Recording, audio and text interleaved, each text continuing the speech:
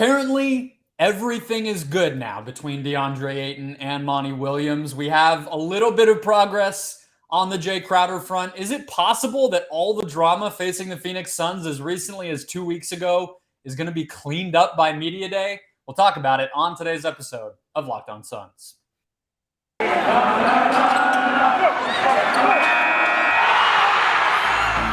You are Locked On Suns, your daily Phoenix Suns podcast. Part of the Locked On Podcast Network, your team every day.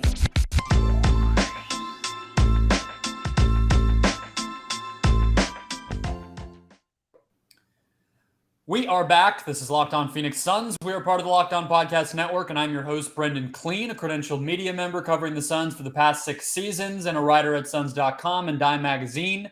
Thank you for making Locked On Suns your first listen. We are halfway through the week. Happy Wednesday, everybody. We're here for you every day. After games, before games, during the middle of the week when nothing is happening seemingly, although with the Suns, that's not ever true. So hit subscribe, hit follow, make sure we're in your feed every day. We're on every platform. The best way to support the show is to go to those platforms and listen or watch. That's it. That's all you have to do. If you're on YouTube, hit the little bell. Make sure you get a notification when episodes drop and leave me a comment down below. Tell me what you make of this Deandre Ayton stuff. We're going to jump into it. Aaron Edwards is here. I want to hear from you guys. Is this interview evidence that everything's cool now and it's no big deal and we're fine? Or is Ayton just impossible to read? I feel like that's the two sides of the spectrum. I want to hear what you guys think.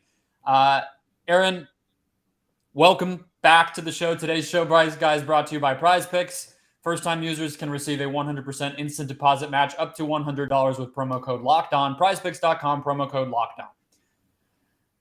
All right, so I sent you the answers that Ayton gave in this Q&A. It's with Dwayne Rankin, been on the show a bunch of times, Arizona Republic beat writer. I'm sure most people listening know who that is.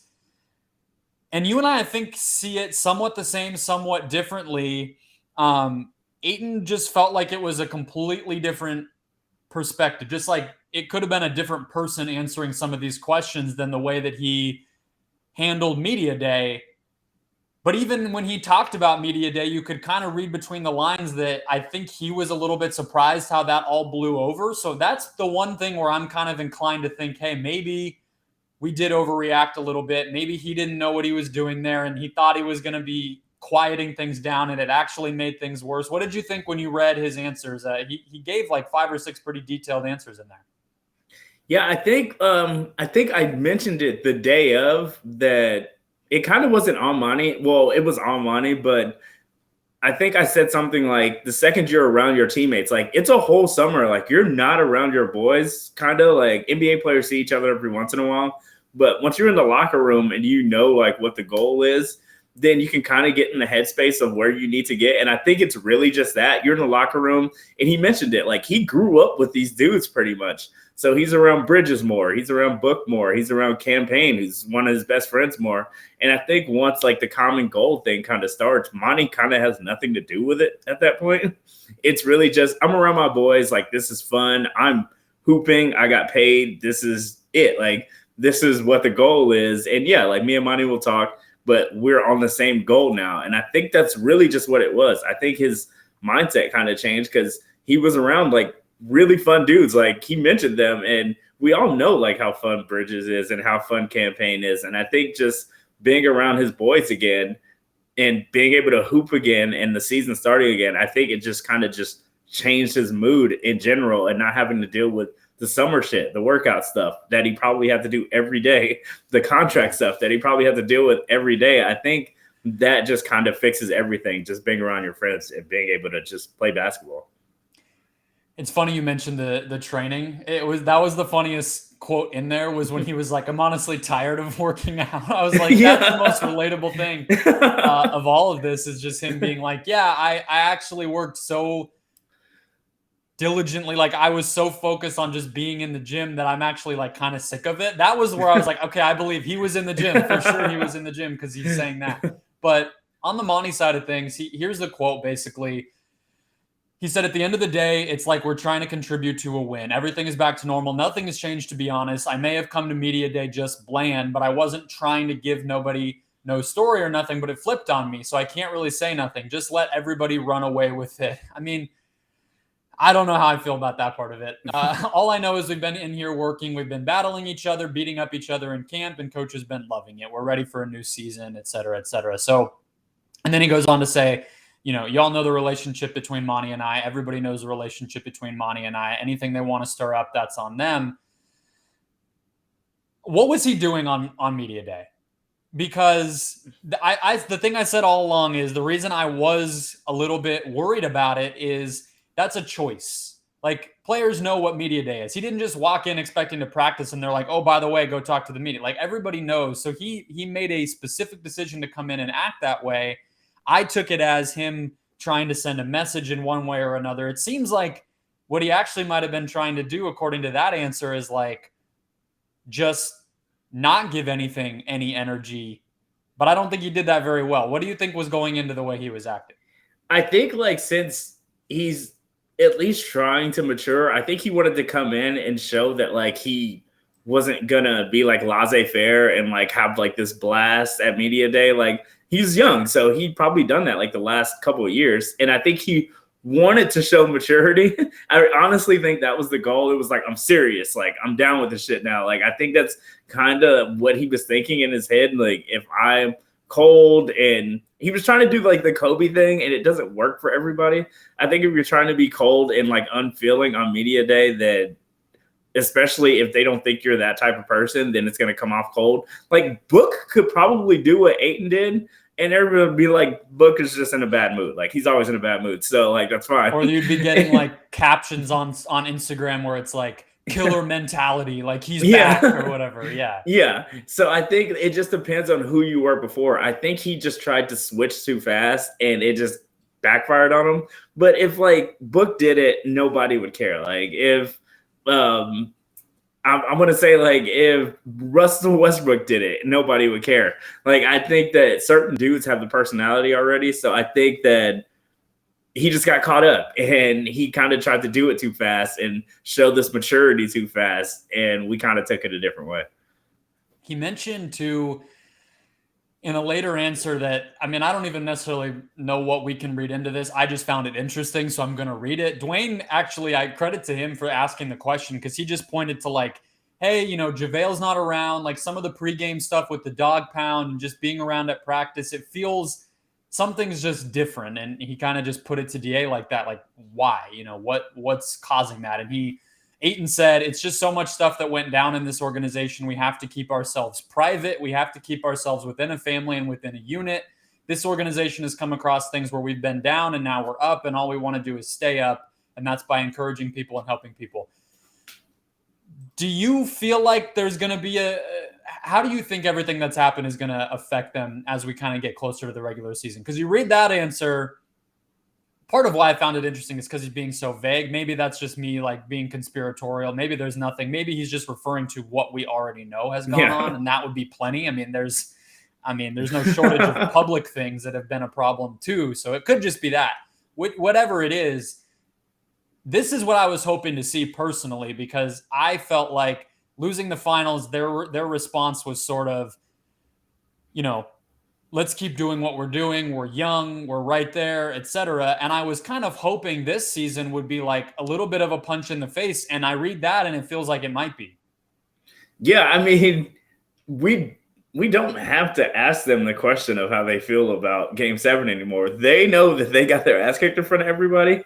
And I think that they all probably have to watch that game only once to know that, yeah, like, we got to work this summer. So I believe Ayton when he says he was tired of working out. And I believe that it was a long summer because it wasn't just working out. They didn't have the pleasure of just being able to work out because it was Ayton's contract stuff, the Sarver stuff.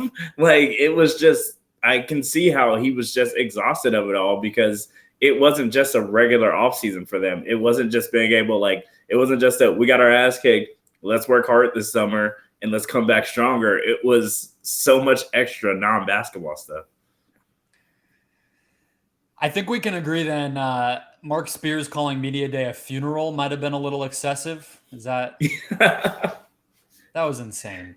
Yeah, I just don't know how there was no right way for any of the Suns to come back after that game, though. Like, and I can see another reason why Ayton didn't come back all fun and lovey, like, to media, because he kind of got destroyed after. And there was no way he could have like come and it wouldn't have been an article, I don't think. Like, I think the thing that he did was wrong, but I'm not sure what his out was to begin with. We got killed and there was no way around it. Like, everybody was to blame for it.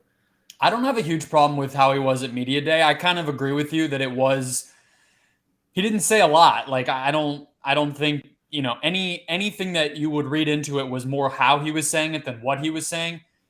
I do think that was still a choice. I think you could go any number of ways with why he made that choice. I think it could be any of those things. I have more, the thing that freaked me out more, or that I would be most worried about if I'm a Suns fan, is what he did on the first day of camp, saying that they hadn't spoken, being asked if he was happy and saying, I'm all right. Those things are what make me feel like maybe it's good now. Like you said, getting back into the grind, just being able to focus on getting better and winning. Those things are really easy to do if you're used to being an athlete. But what I would be more worried about is, does that bubble over more than we're expecting? And I think somebody who says I'm all right when they're asked if they're happy, and somebody who outwardly sort of like publicizes his relationship with his coach not being great, that doesn't feel like somebody who's just like fully all right. But again, it's Ayton, and I think we'll never know 100% what's on his mind. And I think he's a super influenceable guy, whatever that's even the word. Like, he's somebody where what he hears from somebody, the interaction he has with somebody moment to moment, that's going to affect him pretty hard. And I think that's been the case with teammates he's had. I think that could easily be the case with his coaches. I don't think that's a bad quality, but I just think it's the nature of who he is. So we may never know the full truth. Jae Crowder, we had some news yesterday I didn't get to because it was a game day on the Atlanta Hawks potentially being interested. I want to get into that a little bit more. First, today's show, guys, brought to you by Prize Picks. The thing with Prize Picks that makes it super cool, super special, one of the only, frankly, the only daily fantasy games that I get interested in at all, is that it's not just how much does this guy produce, it's not just did this team win, etc. It's based on a player having more or less than these Prize Picks projections say they will. So that could be anything from rebounds, points, assists, even fantasy points you can sometimes get. And then, of course, while football season's going along, you could go yards, touchdowns. I think you can go like receptions if it's a receiver. There's all sorts of stuff. They have endless projections. And all you have to do is set a lineup by picking a player and saying more or less than that projection. So, for instance, you could set a mixed sport lineup this weekend, or I guess more maybe next weekend when regular season NBA action is back. You could say Devin Booker is going to score more than 25.5 points. You could say Kyler Murray is going to have more than 20.5 rushing yards, and Deandre Ayton is going to go more than 12.5 rebounds. And there's your lineup. You set it and you watch the money roll in. You can win up to 10 times on any entry. Entries are made in 60 seconds or less, and there's safe and fast withdrawals. Prize Picks is currently operational in over 30 states, including Arizona and Canada. So download the Prize Picks app now, guys, or go to prizepicks.com to sign up and play this daily fantasy sports game. First-time users can receive a 100% instant deposit match up to $100 when they use the promo code LOCKEDON. So if you deposit $100, Prize Picks gives you $100. If you deposit $50, Prize Picks matches that and gives you $50. Don't forget to enter the promo code LOCKEDON and sign up for an instant deposit match up to $100. Shams Charania, Aaron, on Monday morning, reported that the Hawks had interest in Jae Crowder, although the wording was that the two teams had talks in recent weeks and months, which is reporter talk that doesn't always make a lot of sense. How real do you think the Atlanta stuff is? Do you feel like tomorrow we're going to wake up and Crowder will be headed to the Hawks, or what do you think the level of interest really is here? I think the interest is high, but I also just think so many teams could use a dude like Crowder. So it's one of those things where Atlanta could be in first place right now, and somebody can come out of nowhere literally the minute the trade is about to go through. It just seems like he would do so well on so many teams that it would be crazy if one team was just ahead of everybody, unless James Jones is asking for something insane, which I hope he is truly. Yeah. Then then I guess it's Atlanta. But he's just such a really good piece for a really good team that I think anybody could kind of use him. So just seeing Atlanta as being the top spot just doesn't make any sense to me. But I could see it actually happening still. But he's just a piece that anybody can get. Yeah, I get what you're saying. Like, the Hawks potentially being the most interested is just as likely as any other team being the most interested. And that's kind of why I was a little bit skeptical that it happened, or that it was like an active situation where like James Jones and Travis Schlenk are on the phone with each other right as we're talking. Because I could, I think a lot of teams probably called the Suns. I think the Hawks have an obvious need for a player like that. But you're right. I mean, not even just the fact that he's going to be so pluggable on a lot of contending teams, but because he's an expiring salary, a lot of young teams could potentially trade for him, get a little bit of something back, and then a little bit of something else in addition. Maybe that's a second round pick, maybe like Landry Shamet, whatever, and then just buy him out and he can go to wherever he wants to go. So I think I've always felt like maybe the Suns lost a little bit of leverage when he, started to hold out. I mean, that's not really what it is, but basically that's what he's doing. But I was kind of on your wavelength with it, where I'm like, the leverage is in the fact that there's a market for him, not so much in the ugliness of whatever he might be dealing with in Phoenix. Like, yeah, that's not great. And knowing that the team who you're negotiating with, if you're the Hawks or anyone else, isn't going to get that player back, it helps you maybe feel like you can lowball a little bit. But I still think the Suns can get something good. Let's hit on Atlanta for a minute, though, because they did come up. I talked about the Bucks last week because that report came up from Zach Lowe. I didn't really love anything that they had to offer. It felt like it was probably Grayson Allen. I don't think he's making a difference. In this case, there's a few different ways it could go. I think Bogdanovic is the high end of it. I don't know if Atlanta really wants to get rid of him. I think if they did want to get rid of him, I would be kind of worried about his injury because he's had knee stuff. And if they're eager to get off of a good player, that would make me a little bit nervous. And then a little bit on the lower side of a trade would be something like Justin Holiday and Jalen Johnson, who was their first round pick in 2021. Those might be the only two. Those might be the only two possibilities. Which of them do you feel like is most likely? Which one interests you the most? How do you feel about it? I feel like after hearing what James Jones was asking the Utah Jazz, it only makes sense that he's going for Bogdanovic. He knows the pressure is on, and he knows that this core is what it is, and he knows Chris Paul is the age that he is. So it seems like if what he said, if what we heard about the Utah Jazz thing is true, he's swinging, and he's not going to take low ball offers. So I think it's only going to be Bogdanovic, like if it's going to be anybody. Yeah, he plugs it on. Like, would he qualify on your checklist of can he get a bucket? Because I feel like that's what you've been wanting. He definitely does.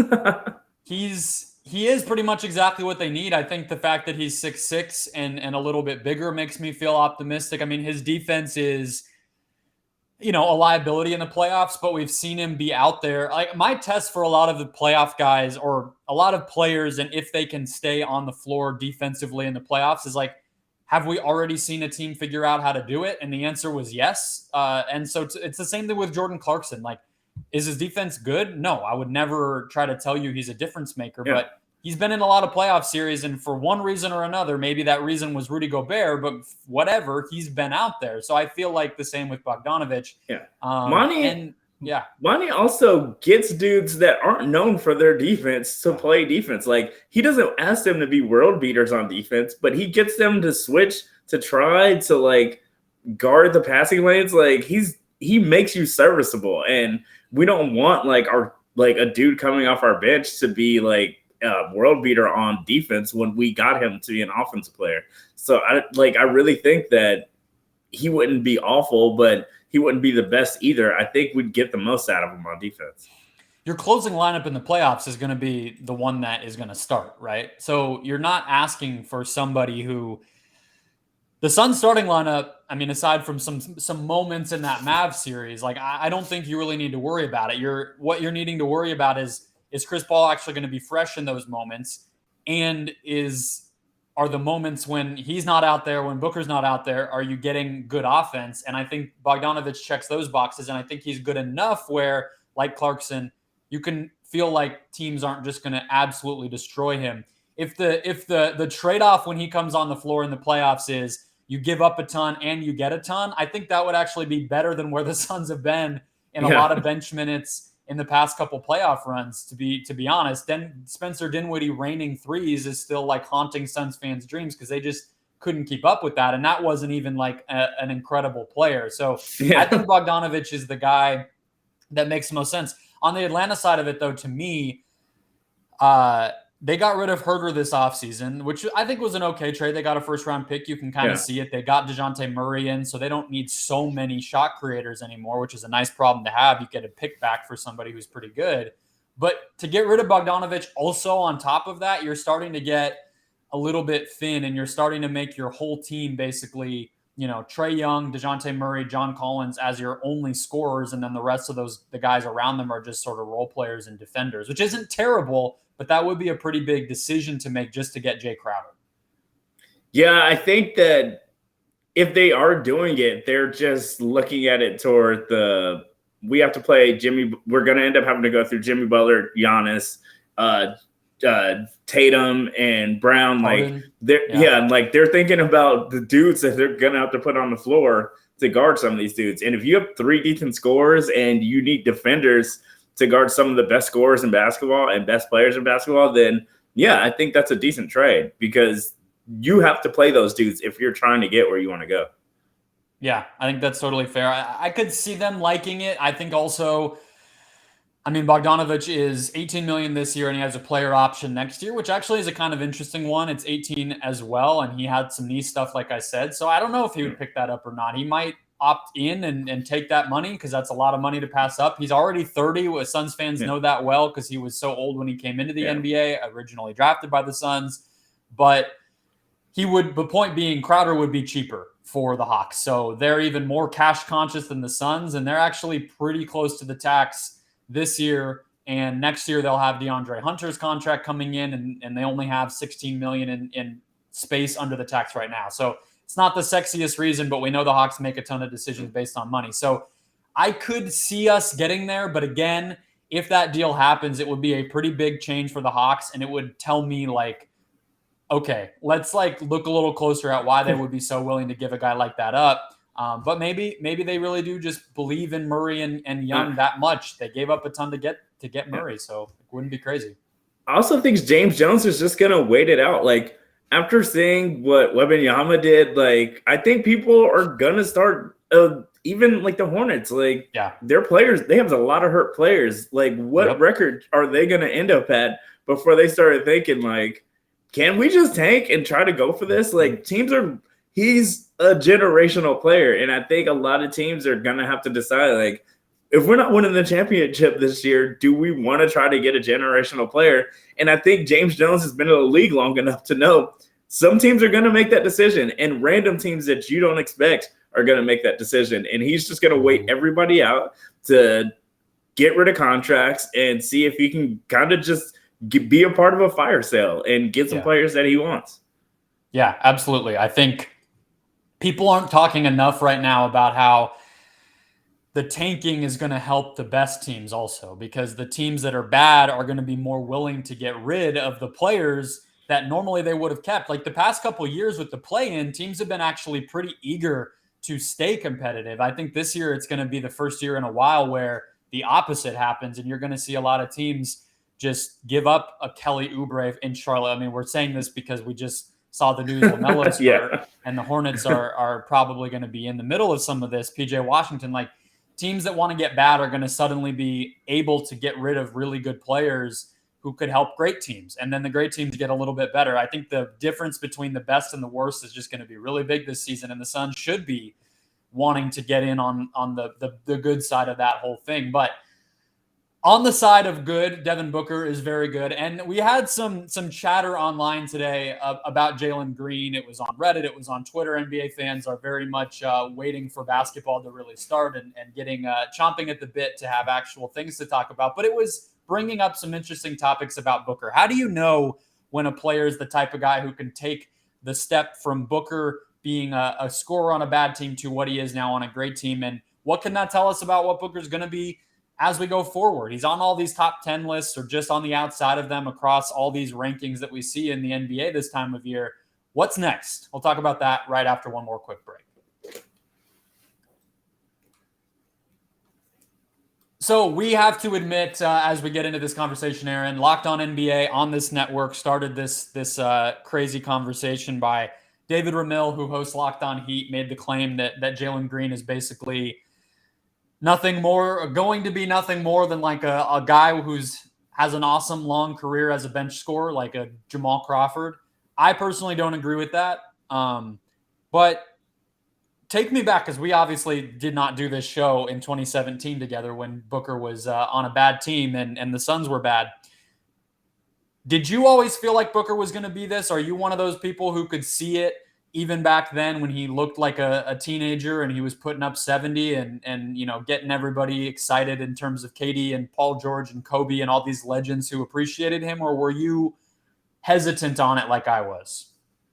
I knew he was going to be good and he was always going to be a starter. I always saw just Beal, honestly, because I always thought the Suns are going to be bad with just the Sarver stuff and the fact that we sucked on drafts. We blew some big ones, and I just always assumed he was gonna just be a dude on bad teams. And I almost said chucker, but he's never really been a chucker. He's just gotten everything in the middle of the offenses that he's been in, and he's been in a lot of different offenses, and he's gotten kind of just everything in the systems that he's been in.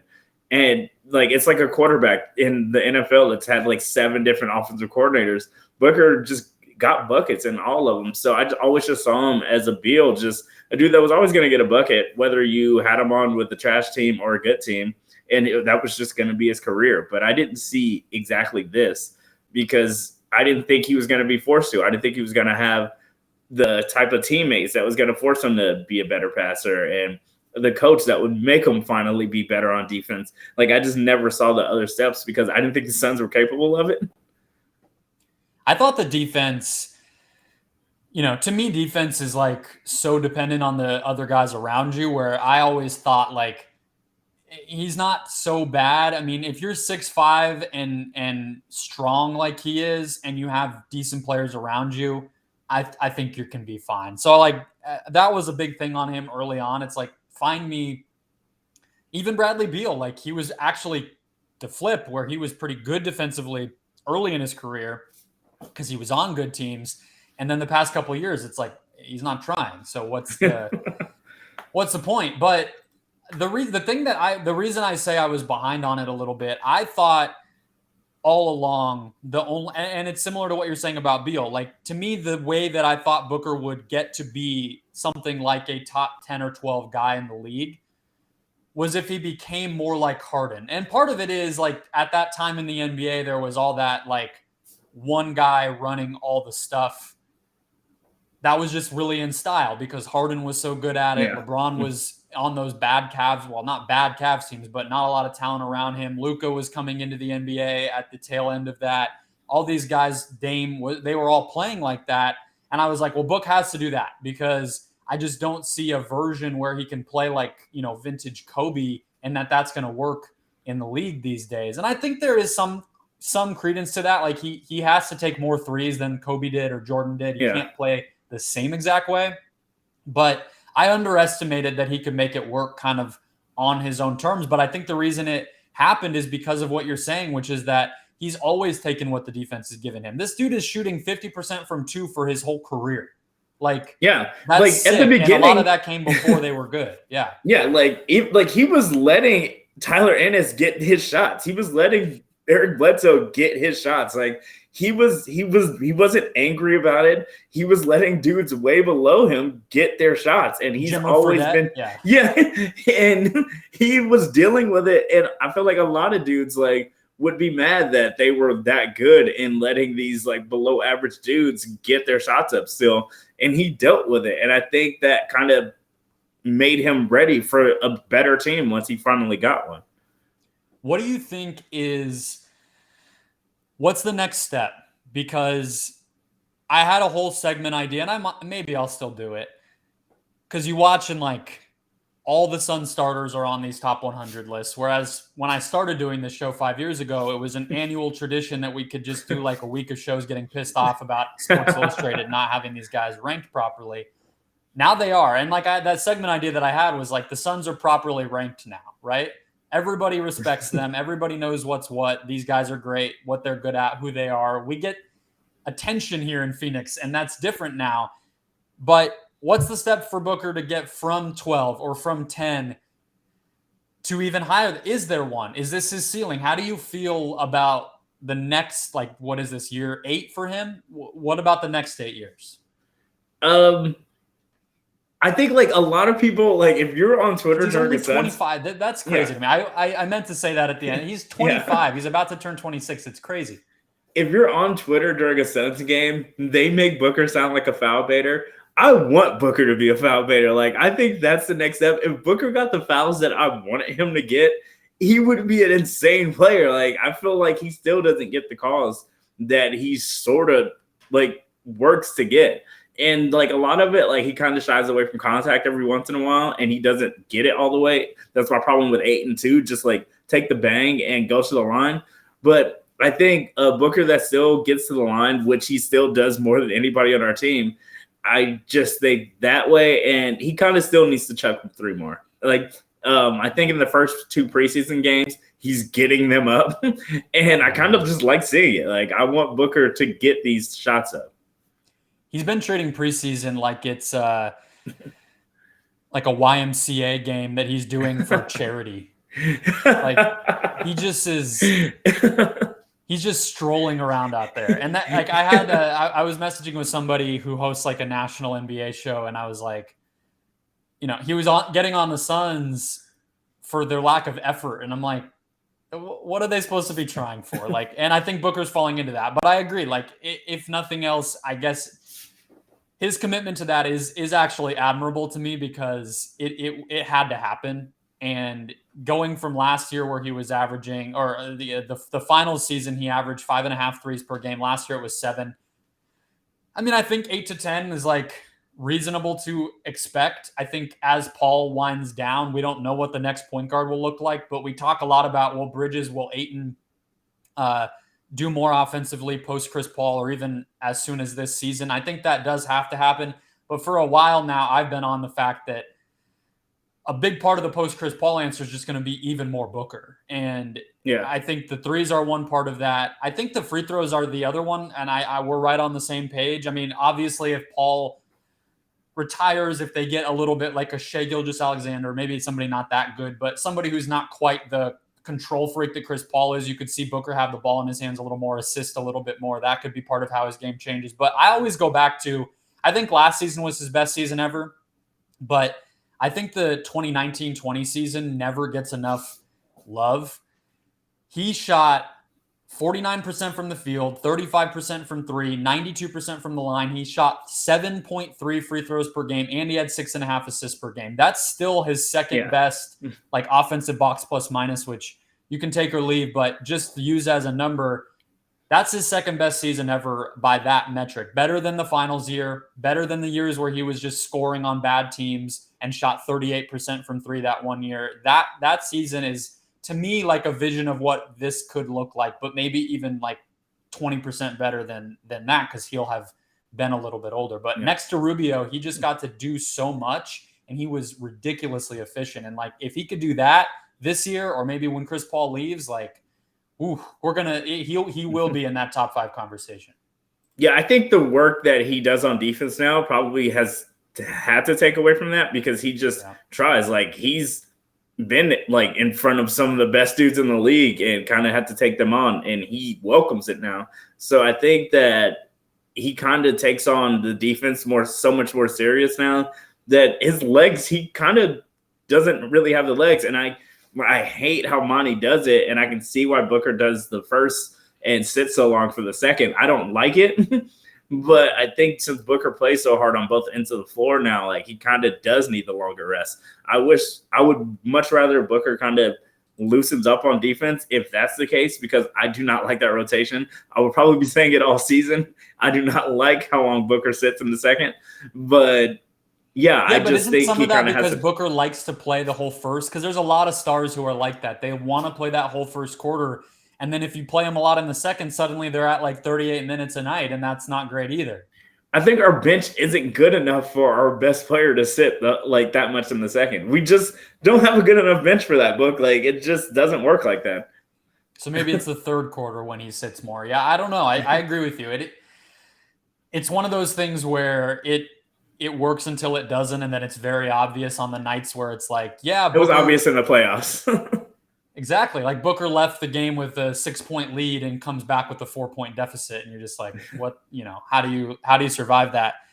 Yeah. I think your point on the defense is a good one. I think that's not going away anytime soon, because the Suns have made a decision to bring more offense into the starting lineup, at least, if not overall on this whole team. So he's probably going to have to continue to do that. I mean, the best players, like, I think that's an adjustment period too. I mean, really, he's only had to worry about balancing that for 2 seasons, right? So, he's still physically in his prime, and I don't think it would be crazy to think that the next phase of his career, 2-3 years from now, he's handling that trade-off a little better. He's even in maybe better shape than he is now, if that's possible, and he just starts to make a lot of this stuff seem routine. Like, would a 50, 40, 90 season with decent assists and like pretty good defense be out of the realm of possibility? I don't think so. No, I can see it. Probably we still don't know if Monty's going to be able to stick to it, or if he's going to want to stick to it, or if Chris Paul is down for it. But I can see a lot more point book this season. I'm pretty sure he like we saw what happened in the Dallas series. And once he had to do that, it was tough because they didn't expect it. They didn't expect Chris Paul to be so worn out. And so I think that Monty, just to take the pressure off of Chris Paul, even if Mikal Bridges isn't ready yet or Cam Johnson's not ready yet, then it's just going to be point book. And he's just going to have to be a better passer and just have the ball in his hand a lot more. His usage rate is going to be a little bit higher than he's kind of used to. Yeah, the other thing I meant to say, too, in terms of that trade-off is his minutes have been part of why the per-game stuff can be a little weird to look at, comparing him to those older seasons, is he's only the finals year he was at 33.9. Last year he was at 33.5. The Rubio season, Monty's first year, he was at 36 minutes per game. So we've seen him do that, and he played 70. That was actually one of the higher minutes games played in a season that he had that year, 70 out of 82. So we've seen him do it physically. And I just think like the more we have those conversations about those secondary guys over the past couple of years, I've just continued to come back to like, yeah, the NBA is about that sometimes, but most of the time the NBA at the end of the season in the biggest moments, it's about how much better is your best player than those best players. And the trajectory of your team is not based on how much does your fourth best player get better. It's based on how much better does your first best player get, and how much can how far can your star take you, right? Like I think the Heat are a perfect example. The Heat, yeah, okay, it's cool. Max Strus was a great story. Like, Bam, maybe he needs to shoot more. Like, all these things are true. But they've overperformed because Jimmy is insane when he needs to be. And, Booker's going to be that for this team for as long as he's here. Yeah, I mean, like, they're going to be in the same situation with Kyle Lowry soon. And, like, it's just – how many games do you want? Do you want him for the playoffs? Like, do you just want to I think they're going to do the same thing that we're probably going for is let's learn what our team is right now. Let's see if Kyle Lowry can hold up, and let's just be a 4th, 5th, 3rd, whatever seed and get to the playoffs healthy. And then we can kind of play the game that we want to play. And that's like a perfect example. Like, I think we're probably closer to them than we are to anybody else. Definitely don't think the Suns care about the 1 seed this year. I think experimenting, whether it's more Booker in those types of situations like we're talking about, or some of the other stuff with other guys offensively, even defensively, changing things up, the zone like I talked about yesterday, more switching, different lineups, more size, all this stuff that I've been breaking down on the show that we've been talking about when Aaron is here. Those are going to be the focus. A lot of teams in the past few years who have won the finals have used the regular season for that. The Bucks, when they beat the Suns, a lot of that was because they finally started to change what they looked like. So I think the Suns will do the same. That'll wrap us up for today, guys. Be back tomorrow recapping the final preseason game against the Sacramento Kings. What can we learn there? I think hopefully they'll have most of their guys back who missed Monday. We'll see. Keep it right here. Hit follow, hit subscribe. Do not miss a show. And I will talk to you tomorrow.